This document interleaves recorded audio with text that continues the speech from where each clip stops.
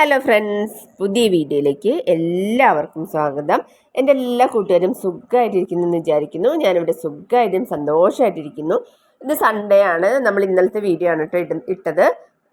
അപ്പോൾ നമ്മളിതാ രാവിലെ 5 മണിക്ക് എണീറ്റു. നമ്മൾ സൺഡേ കുറച്ച് നാൾ മുമ്പ് ഇതുപോലെയായിരുന്നു. സൺഡേ നമ്മൾ രാവിലെ എണീറ്റിട്ട് നമ്മളിത് അമ്പലത്തിൽ പോകാൻ വേണ്ടി റെഡി ആയിട്ട് ഇറങ്ങിയിട്ടുണ്ട്. കുറച്ചാളും എല്ലാ സൺഡേ അമ്പലത്തിൽ പോവാറുണ്ടായിരുന്നു.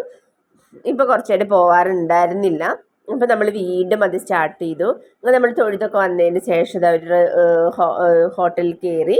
അപ്പോൾ അവിടുത്തെ ആ ഒരു ഇതെന്ന് പറഞ്ഞാൽ കണ്ടോ, ചിത്രങ്ങൾ കുറേ വെച്ചിട്ടുണ്ട്. ഒരു പ്രത്യേക ഭംഗിയാണ് അവിടുത്തെ വാള കാണാനായിട്ട്. അങ്ങനെ നമ്മൾ ഫുഡ് എത്തിയിട്ടുണ്ട്. ചേട്ടന് നെയ്റോസ്റ്റാണ് ഓർഡർ ചെയ്തത്. പിന്നെ മോള് വടയായിരുന്നു. പിന്നെ ഞാൻ പൂരിയും ആണ് ഓർഡർ ചെയ്തത്. അങ്ങനെ ഞങ്ങൾ ഫുഡൊക്കെ കഴിച്ചു. പിന്നെ വലിയ മോൾക്ക് ഇത് പനിയൊക്കെ ആയതുകൊണ്ട് മോള് വന്നില്ല. അപ്പം ഞങ്ങൾ 3 പേരും പോയി. മോൾക്കുള്ള ഒരു സെറ്റ് പൂരി നമ്മൾ പാഴ്സൽ മേടിച്ചു. അങ്ങനെ ഇതാ പിന്നെ ഷോപ്പിങ്ങൊക്കെ കഴിഞ്ഞ് പലചരക്ക് സാധനങ്ങളെല്ലാം മേടിച്ച് ഇതാ ഞങ്ങൾ വീട്ടിലേക്ക് എത്തിയിട്ടുണ്ട്. മോൾക്കുള്ള ഫുഡും മേടിച്ചിട്ടുണ്ട്. അങ്ങനെ നമുക്ക് രാവിലെ ഇങ്ങനെ ഒരു അമ്പലത്തിൽ പോയൊക്കെ വന്നു കഴിയുമ്പോഴത്തേക്കും നല്ലൊരു സുഖമാണ്. അപ്പോൾ നമ്മൾ നേരത്തെ എണീക്കുന്നതുകൊണ്ട് തന്നെ അമ്പലത്തിലൊക്കെ ഒന്ന് തൊഴുത് വന്നുമ്പോൾ നല്ലൊരു മനസ്സുഖമാണ്. അതുപോലെ തന്നെ നമ്മൾക്ക് സാധനങ്ങളൊക്കെ മേടിക്കേണ്ട അതും മേടിച്ച് നമ്മൾ പെട്ടെന്ന് വീട്ടിലെത്തി കഴിയുമ്പോൾ നമുക്ക് നേരത്തെ തന്നെ പണികളൊക്കെ തീർക്കുകയും ചെയ്യാം. അപ്പം നമ്മൾ ബ്രേക്ക്ഫാസ്റ്റ് കഴിച്ചുകൊണ്ട് തന്നെ നമ്മളിങ്ങനെ സൺഡേ അമ്പലത്തിൽ പോകാണെങ്കിൽ രാവിലെ ബ്രേക്ക്ഫാസ്റ്റ് കഴിച്ചിട്ടാണ് കേട്ടോ വരാറുള്ളത്. അപ്പം വന്ന് കഴിയുമ്പം പിന്നെ നേരത്തെ എണീക്കുന്നത് നമ്മുടെ പണികളെല്ലാം പെട്ടെന്ന് തീരുകയും ചെയ്യും. സൺഡേ അല്ലെങ്കിൽ നമ്മൾ ലേറ്റായിട്ട് എണീക്കുമ്പോൾ പണികളും ലേറ്റാവും. പിന്നെ നമ്മൾ മൊത്തത്തിൽ അന്ന് നമുക്ക് കുട്ടികളുടെ ഒന്ന് സ്പെൻഡ് ചെയ്യാനോ പുറത്ത് പോകാനൊന്നും പറ്റില്ല. നമ്മുടെ പണികളെല്ലാം മൊത്തത്തിലേ താളം തെറ്റും. അപ്പോൾ ഇങ്ങനെ നേരത്തെ എണീറ്റ് കഴിഞ്ഞാൽ അന്ന് അമ്പലത്തിൽ പോയി കഴിഞ്ഞിട്ട് മനസ്സുഖമാണ്, പ്രത്യേക സുഖമാണ്. ഇനി എല്ലാ സൺഡേയും പോകണമെന്ന് വിചാരിക്കുന്നുണ്ട്. പിന്നെ നമ്മൾ കറികളൊക്കെ ഉണ്ടാക്കാനുള്ള പരിപാടിയിലാണ്. ഫുഡ് ഓൾറെഡി കഴിച്ചുകൊണ്ട് ചോറ് ഞാൻ റൈസ് കുക്കറിൽ ഇറക്കി വെച്ചു. ഇനി കറി ഞാൻ പാവക്ക പുളിങ്കറി ഉണ്ടാക്കാമെന്ന് വിചാരിച്ചു. അതിനുവേണ്ടി കട്ട് ചെയ്തുകൊണ്ടിരിക്കുകയാണ്. ഇപ്പോൾ ടി വി കണ്ട് ഇങ്ങനെ കട്ട് ചെയ്യുന്നുണ്ട്. പിന്നെ തോരനായിട്ട് ഞാൻ പച്ചക്കായ് തേങ്ങ തോരൻ വെക്കാമെന്ന് വിചാരിച്ചു. പിന്നെ പപ്പടം കാച്ചാൻ, പിന്നെ ചിക്കൻ ഉണ്ട്, അതും മുളകൊക്കെ പറ്റി നമുക്ക് വറുത്തെടുക്കണം. അപ്പം ഞാൻ സവോളയും പാവയ്ക്കയും അരിഞ്ഞെടുക്കുന്നുണ്ട്. അപ്പം അരിഞ്ഞെടുത്ത് അവിടെ വെച്ചപ്പോഴേക്കും മോൾക്ക് വിശക്കുന്നുണ്ടെന്ന് പറഞ്ഞു. അങ്ങനെ ഞാൻ മില്ലറ്റിൻ്റെ ബ്രെഡ് മേടിച്ചിട്ടുണ്ടായിരുന്നു.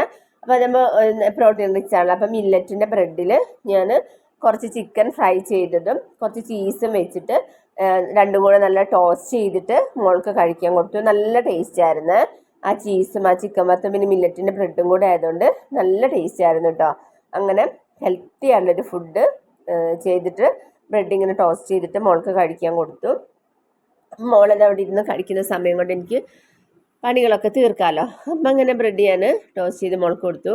അപ്പോൾ രാവിലെ ഞാൻ പണ്ടിങ്ങനെ എല്ലാ സൺഡേയും പോകുമായിരുന്നു കേട്ടോ. ഒരു പ്രത്യേക സുഖമാണ്. പിന്നെ ഇങ്ങനെ നമ്മൾ ഇങ്ങനെ പോയി അമ്പലത്തിലൊക്കെ ഒന്ന് പോവുകയാണെങ്കിൽ നമുക്കൊരു പ്രത്യേക ഒരു മനസ്സുഖം കിട്ടും. നല്ലൊരു സമാധാനവും ഒരു സന്തോഷവും അന്നത്തെ ദിവസം എന്ന് പറഞ്ഞാൽ, അല്ലെങ്കിൽ സൺഡേ ഇങ്ങനെ ആകെ മടി പിടിച്ചിട്ടുള്ളൊരു ദിവസമായിരിക്കില്ലേ. അപ്പം അന്നൊരു പ്രത്യേക സുഖമായിരിക്കും. ഞാൻ അങ്ങനെ വരുമ്പോൾ ചേട്ടനോട് പറയുന്ന ഒരു പ്രത്യേക മനസ്സുഖം എന്ന്. അപ്പം ഞാൻ എല്ലാ സൺഡേയും പോകാമെന്ന് വിചാരിച്ചു. ആദ്യമൊക്കെ ഞാൻ ഇങ്ങനെ ചെയ്യാറുണ്ടായിരുന്നു. ഞങ്ങൾ എല്ലാ സൺഡേയും പോകുമായിരുന്നു അമ്പലത്തിൽ. പിന്നെ കുറച്ചായിട്ട് ഇങ്ങനെ മുടങ്ങി കിടക്കുമായിരുന്നു. വീണ്ടും ഞാനത് റീസ്റ്റാർട്ട് ചെയ്തു. പിന്നെ അങ്ങനെ ഞാനുള്ള ചായയൊക്കെ കുടിച്ച് അങ്ങനെ നമ്മളിതാ പച്ചക്കായ അരിഞ്ഞുകൊണ്ടിരിക്കുകയാണ്. തേങ്ങ തോരൻ വെക്കുമ്പോൾ പ്രത്യേക ടേസ്റ്റ് അല്ല പച്ചക്കായ. അപ്പം അങ്ങനെ ഞാൻ പച്ചക്കായ അരിഞ്ഞ് ഇനി നമുക്ക് ഉണ്ടാക്കാൻ തുടങ്ങാം. അപ്പം ഞാൻ ആദ്യം പാവയ്ക്ക പുളിങ്കറിക്കുള്ളതാണ് ഉണ്ടാക്കുന്നത്. അപ്പം ഞാൻ എണ്ണ ഒഴിച്ചിട്ട് അതിൽ പാവയ്ക്കയും പിന്നെ ഉള്ളിയും പച്ചമുളകും കൂടെ ഒന്ന് വഴറ്റിയെടുക്കുന്നുണ്ട്. പാവയ്ക്കൊന്ന് നല്ലോണം ഒന്ന് വഴറ്റിയെടുക്കണമല്ലോ നമ്മൾ. പാവയ്ക്ക ഇങ്ങനെ ഞാൻ വറുത്തരച്ചിട്ട് ഒരു തീയൽ പോലെ വെക്കാമെന്ന് വിചാരിച്ചു. അപ്പം ഞാൻ ആദ്യം പാവയ്ക്ക നല്ലോണം വറുത്തെടുക്കുന്നുണ്ട്. വറുത്തെടുത്തതിന് ശേഷം ഞാനതൊന്ന് കോരി മാറ്റി നമുക്ക് വറുത്തെടുത്തതിന് ശേഷം അതിനകത്ത് പൊടികളൊക്കെ ചേർത്ത് കൊടുക്കുക. അപ്പം ഞാൻ പാവയ്ക്ക നല്ലോണം ഒന്ന് വഴറ്റി അതിൻ്റെ പച്ചപ്പൊക്കെ പോകുന്ന വരെ പാവയ്ക്കയും പച്ചമുളകും സവാളയും കൂടെ ഇതാ നല്ലോണം വഴറ്റിയെടുക്കുന്നുണ്ട്. ഇനി നമുക്കതിലേക്ക് നല്ലോണം വഴന്ന് വന്നു കഴിയുമ്പം മഞ്ഞൾപ്പൊടിയും മുളക് പൊടിയും മല്ലിപ്പൊടിയും ഒക്കെ ഇട്ട് കൊടുത്തിട്ട് പൊടികളൊക്കെ ഒന്ന് ചൂടാക്കി എടുക്കണം. എന്നിട്ട് നമുക്കതിലേക്ക് കുറച്ച് പുളിവെള്ളമാണ് ഞാൻ വെള്ളമായിട്ട് ഇതിനകത്ത് ചേർത്ത് കൊടുക്കുന്നത് കേട്ടോ. വേറെ വെള്ളമൊന്നും ചേർത്ത് കൊടുക്കുന്നില്ല. വാളംപുളി പിഴിഞ്ഞ വെള്ളം അതിനകത്ത് ചേർത്ത് കൊടുത്തിട്ട് പിന്നെ ഇത്തിരി എരിവും പുളിയും പാവയ്ക്കയുടെ കയ്പ്പും ഒക്കെ ഒന്ന് ബാലൻസ് ചെയ്യാനായിട്ട് ഒരു കുഞ്ഞു കഷ്ണം ശർക്കരയും ചേർത്ത് കൊടുക്കുന്നുണ്ട്. നിങ്ങൾക്ക് കൂടുതലായിട്ട് ശർക്കര ഇഷ്ടമാണെങ്കിൽ വലിയ ശർക്കര ചേർത്ത് കൊടുത്തോളൂ കേട്ടോ. ഇവിടെ ചേട്ടന് അങ്ങനെ അധികം ഇഷ്ടമല്ല അധികം ശർക്കര ചേർക്കുന്നത്. അപ്പോൾ അതുകൊണ്ട് ഞാൻ ചെറിയൊരു കഷ്ണം ശർക്കര ചേർത്ത് കൊടുക്കുള്ളൂ. എന്നിട്ട് അത് നല്ലോണം ഒന്ന് തിക്കായി വന്നു കഴിയുമ്പോൾ നമുക്കതിലേക്ക് തേങ്ങ വറുത്ത് അരച്ചിട്ട് അത് നമുക്ക് ചേർത്ത് കൊടുക്കണം. അപ്പം നമ്മുടെ കറി നല്ല ടേസ്റ്റായുള്ളൊരു പാവക്ക പുളിങ്കറി റെഡി ആയിക്കോട്ടെ. പാവക്ക തീയലെന്നോ പുളിങ്കറി എന്ത് വേണമെങ്കിലും നമുക്ക് അങ്ങനെ ഇതെല്ലാം ചെയ്തിട്ട് അവിടെ മാറ്റി വെച്ചിട്ടുണ്ട്. ഇനി ഞാനിതാ പാനിൽ എണ്ണ ഒഴിച്ചിട്ട് അതിനകത്തേക്ക് ചിക്കൻ മഞ്ഞൾപ്പൊടിയും മുളക് പൊടിയും ഒക്കെ ഇട്ടിട്ടൊരു സിമ്പിൾ രീതിയിൽ ചിക്കൻ ഞാൻ ഫ്രൈ ചെയ്തെടുക്കുന്നുണ്ട്. അപ്പം അങ്ങനെ നമ്മുടെ ചട്ടിയിൽ എണ്ണ ചൂടായപ്പോൾ ഞാൻ മുളക് പൊടി മഞ്ഞൾപ്പൊടിയൊക്കെ പുരട്ടി വെച്ചിട്ടുണ്ടായിരുന്നു. അപ്പം ഞാനത് വറുക്കാൻ വേണ്ടി അത് വെച്ചു. അപ്പം അത് അവിടെ ഇരുന്ന് വെന്തോളുമല്ലോ. പിന്നെ ഞാനിതാ അത് ഫ്രൈ ചെയ്ത് കഴിയുമ്പോഴേക്കും നമുക്കിനി തേങ്ങ ഒന്ന് വറുത്തിട്ട് നമുക്ക് മറ്റേ നമ്മുടെ വറുത്തരച്ച കറിയിലേക്ക് ചേർത്ത് കൊടുക്കണം. മറ്റേ പാവയ്ക്കയിലേക്ക് ചേർത്ത് കൊടുക്കണം. പിന്നെ നമുക്ക് എന്താണ് പച്ചക്കായ ഉണ്ടാക്കിയെടുക്കണം. പച്ചക്കായ തോരനും ഇതെല്ലാം കൂടെ കൂട്ടിയിട്ട് ഒരു അടിപൊളി ഊണാണ് കേട്ടോ. സൺഡേ ആകുമ്പോൾ കുറച്ച് നമ്മൾ സ്പെഷ്യലായിട്ട് ഉണ്ടാക്കാമല്ലോ. അപ്പോൾ ഞാൻ ഈ ചട്ടിയിലാണ് തേങ്ങ വറുത്തെടുക്കുന്നത്. എന്നിട്ട് തേങ്ങ വറുത്തിട്ട് നമുക്ക് കറിയിലേക്കൊന്ന് അരച്ച് ചേർത്ത് കൊടുക്കാം. അപ്പം നിങ്ങളിങ്ങനെ അമ്പലത്തിലൊക്കെ പോവാറുണ്ടോ? സൺഡേ രാവിലെയൊക്കെ ലേറ്റ് ആയിട്ടാണ് എണീക്കാറ്? സൺഡേ ലേറ്റ് ആയിട്ട് എണീറ്റ് കഴിയുമ്പോഴത്തേക്കും നമുക്ക് മൊത്തത്തിലൊരു സൺഡേ എന്നല്ല ഏത് ദിവസമാണെങ്കിലും നമ്മൾ ലേറ്റ് ആയിട്ട് എണീക്കുമ്പോൾ നമുക്ക് അന്നത്തെ ദിവസം മൊത്തത്തിലേ ഒരു ഉഴപ്പ് പിടിച്ച ദിവസമായിരിക്കില്ല. നമുക്കൊന്നും ചെയ്യാനും തോന്നൂല. ആകെ ബ്രേക്ക്ഫാസ്റ്റ് കഴിക്കുമ്പോൾ തന്നെ ആകെ ലേറ്റ് ആവും. പിന്നെ ലഞ്ച് ഉണ്ടാക്കി കഴിയുമ്പോഴത്തേക്കും അതിലും ലേറ്റ് ആവും അല്ലേ?